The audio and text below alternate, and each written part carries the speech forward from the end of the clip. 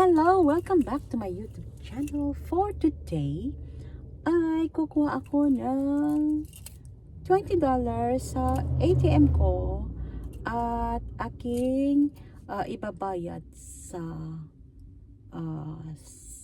sapatos na aking i-flip.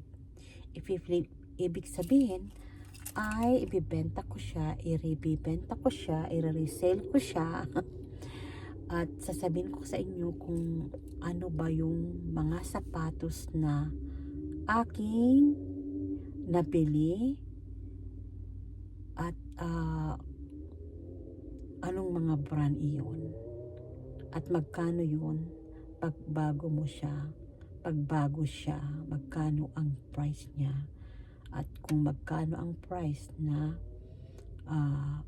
ibibenta ko sa aking online store.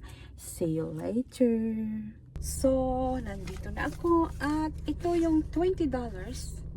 Titingnan natin kung magkano, kung ilan ang sapatos na mabibili nitong $20 at aking i-flip, i-resell ko siya at aalamin mamaya kung anong mga brand iyon.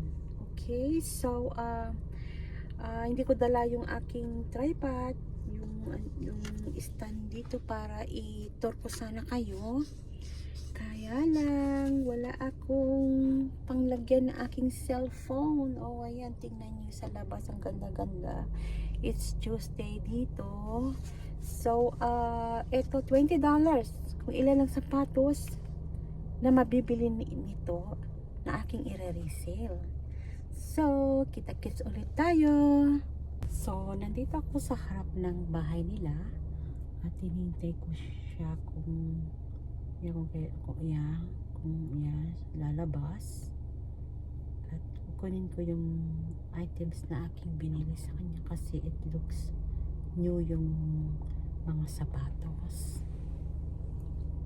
So, nandito ako sa labas na. Dalawa lang yung nakuha kong sapatos kasi nga binawi yung nanay, hindi niya bibenta yung dalawang sapatos. Actually, 4 pala yun. So, ito lang yung aking nakuha. Alam niyo ba to? This is $5. Mabibenta ko siya ng $35 or $38. At ito naman yung boots. Yeah. $5. Magandang brand ito. So, lilinisin ko lang siya. So, ito, mabibenta ko to ng $50.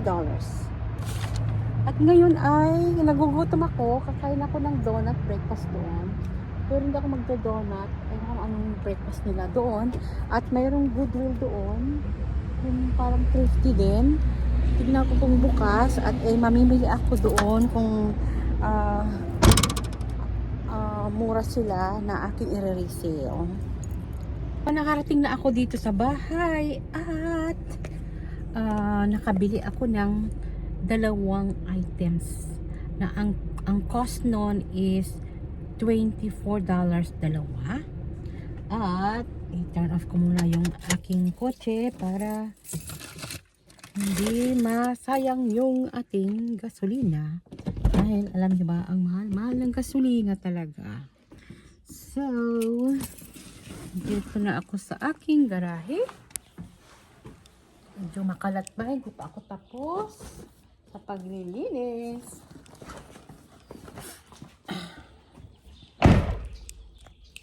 Alas 11:30 na dito sa amin. Ngayon lang ako dumating. Kasi nga, siyempre mamimili ka, diba? So, ito yung nabili ko. Ito ay, alam niyo ba ito? Ito ay original Levi's. Ayan, ayan, original Levi's siya. Nabili ko siya ng $11. At alam niyo ba kapag bago ito? $120. So, bibenta ko siya so nabili ko ng $11. Bibenta ko siya ng $48. Ang ganda, wala siyang stain. At ito ay nabili ko lang $15. Alam niyo ba ito? Itong damit na to, ayan. Itong damit na to, $200 itong pagbago. Ayan. Ayan siya. Mayroon siyang mga maliliit na stain. Pero matatanggal ko. Ito ay so ang puhunan ko nito ay $15. So mabibenta ko siya ng $80 ito. O, diba? So ang total na puhunan ko ngayong araw na ito, sabihin ko na lang $25 iyong dalawang denim na yan. Levi's saka isang branded. So, 25 plus yung sapatos na dalawa is $10. So, bali 35. So, maabot nito ng 35 ang puhunan ko, mga $200. So, ang tubo ko is more than $100 ang magiging tubo ko. Madali lang yung benta kasi nga magandang brand. So, eto na naman. Nandito na ako sa bahay. Ayusin ko yung kusina ko at yung dalawang aso ko yung naghihintay na sa akin. At mamaya ulit. So, nandito na ako at ito yung Levi's na aking nabili. Yan ay $12. So, chichikin natin ang bulsa, di ba? Tingnan natin ang bulsa, kung ano, may laman, kasi nga minsan may mga tissue, ganun. Yan, wala naman. At ito naman yung pangalawa. Pangalawa naman ito. Ay, ano nangyari? Hindi lang. Inaayos ko, ayan. Kasi nasabit siya. Ayan. So, ito. Ayan. Mahal iyan pag ano. Say, tignan nyo. Ayan. Ayan. So, ito may packet siya. May packet. So, chichikin natin kung may, ayan, meron siya. See? Meron siyang papel. Ayan. So, wala na. Meron pa ba? So, chinicheck yan. Ayan. Ayan. Ay, ano to? Parang ano, tabletas yata yun. Tatapon ko yun. Ito naman, ito pa isa. May tissue. Ayan, tissue. Oh, yan natin ito. Oh, ano to? Oh! Oh! Pera! Oh! Ay, $2! First time ko lang to. Totoo pala, pag nagtitrifty ka o mga ukay-uka, chichikin mo nga bulsa. Honestly talaga, hindi ako naglagay nito. First time ko lang na ano. Ayan, $2. Swerte. Pabalik ko sa uli. Kaya lang, ang may-ari ito yung may-ari. Hindi naman nila lang sa may-ari nito, di ba? So ito, hindi ko ito gagastusin. Ilalagay ko doon sa baso. Kasi nga, ano, lucky. O, di ba ganyan? Kaya kapag nag-ukay-ukay kayo, bumili sa mga thrifty store, titingnan nyo lang. Kasi minsan may mga gold, may mga ano. Tingnan nyo, parang nanalo ng loto. So, ito yung nakuha doon. May $2.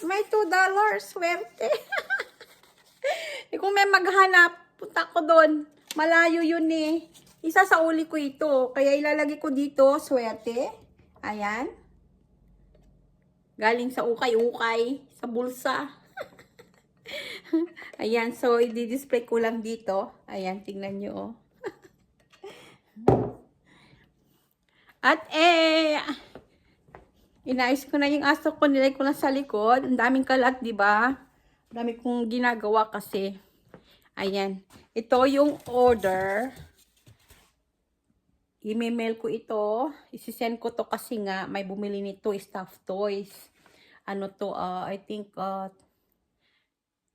total is almost $30. So, nakatubo ako dito ng $12. So, this time naman ay maghahatid ako ng yung order. Hatid ko sa post office. Malapit lang. Then after that, ay pipikapin ko ng aking anak. So, that's for today and thank you for watching.